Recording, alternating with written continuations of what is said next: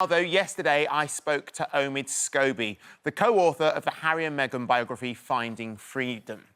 And the royal couple made the Mirror front page this morning as it's reported palace insiders believe the book will leave lasting scars. It's royal editor Russel Myers' story, and he joins me now.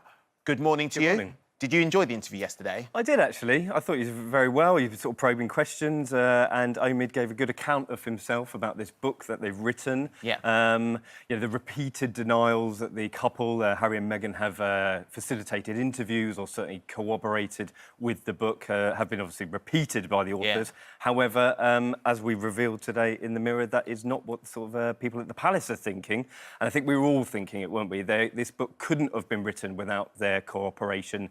Certainly, they may not have given a sit-down interview, but by giving a carte blanche to all their friends speaking on their behalf, it seems that they've had more of a hand in it. Now, you're very young. No, I don't know about that. The Andrew Morton book with Diana, Yes. you know, that obviously had, eventually we all found out that she had helped. So you're saying, in your best professional opinion, they must have helped. I think looking between the lines here and reading the book and the over 360-odd pages, there's such intimate detail here, and nobody really believes that the couple, Harry and Meghan, wouldn't have had a big hand in it. As you rightly say, Andrew Morton's bombshell book back in 1993, it was several months later when it was revealed that Diana did cooperate with it, and I think somewhere down the line we may find that this is the case with this book. OK, well, I love your job, I have to say, because I asked Omid yesterday if Meghan saw you in the street, would she say hello, Russell? I doubt it, because I'm part of the sort of the tabloid mafia that they've taken umbrage with. Unfortunately, it's true, actually, she'd be like, no, I'm blanking him. Probably, for sure. Yeah. And the palace, obviously, the palace, we're talking about what they think, but Meghan and Harry have denied that they have had any involvement. They have, and the team Sussex, as it is, they have said that they didn't have anything to do with the book. Indeed, their team have said that they were very relaxed about it coming out. But listen, I can only say about the people that I've spoken to have said that they find that very, very hard to believe indeed. And when you delve down into the detail, there's details about their first dates, what they had to drink, the trips that they went on in secret, and it just would be absolutely impossible, one would presume, to have that level of detail without the corroboration. Who knows? Right, so the front page of The Telegraph today, there's this wonderful picture that we all saw when it came out. Well, that's it. It was Prince Charles's 70th birthday, but all is not as it seems. Well, it isn't, and this is quite a sad story, actually, because, they're all the picture of happiness, and this picture, everybody marvelled over it, or everybody looks like they're having a fantastic time. Now, in the book, it says that Charles and his relationship with the boys, William and Harry, was very hot and cold, and certainly that the boys weren't making the efforts that that Charles wanted them to actually cooperate with the picture, and it actually turned into a nightmare scenario. And I think, nobody comes off well in this book. Harry and Meghan don't come off particularly well.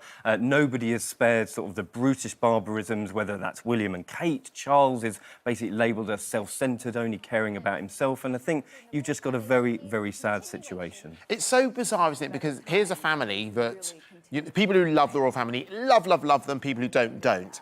But you always look at it as an outsider, as you and I. We look at it and go, "What a lovely world!" That they must. They've got everything.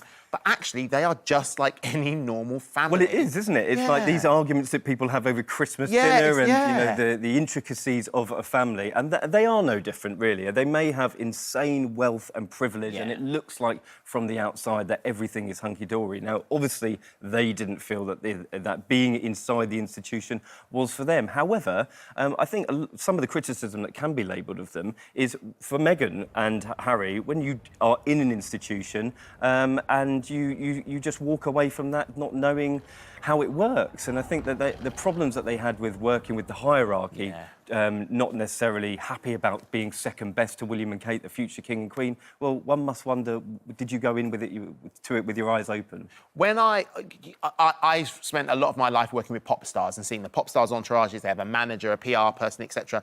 Is it the same with the royal family? So, obviously, you're doing the job with royals, I do the same job with pop stars, as it were. Do you see people around them saying, no, stand there, say this is what we want you to try and get across? Does it work like that? No, I think they obviously have a big team around them, and you know, these people are fighting their corner. I think something labelled in the book is that Harry felt that William's team threw him under the bus on occasion. That William's team were just trying to paint the Cambridges in a good light, and it comes across as quite petulant. Listen, there are people in the palace who are doing jobs very, very well, and of course they are going to want to fight their boss's corner. But I think that a lot of people would just see this as fabulously wealthy, privileged people having a good old moan, and it doesn't come across well. It's like a Sky drama. Do you know what I mean? It's one of those you see. I mean, it literally is. Reality is better than fiction in this. Briefly, how bad do you think it can get? Very briefly. I think it's pretty bad for them at the moment. They might be welcomed back into the fold somewhere down the line, but it won't be very soon, I'm sure. Oh,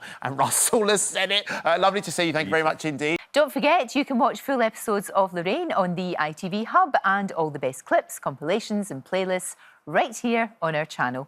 Just subscribe now and you'll never miss an upload. Click here to watch another video similar to this one, or click here to head to our channel's homepage to explore all of our exciting videos.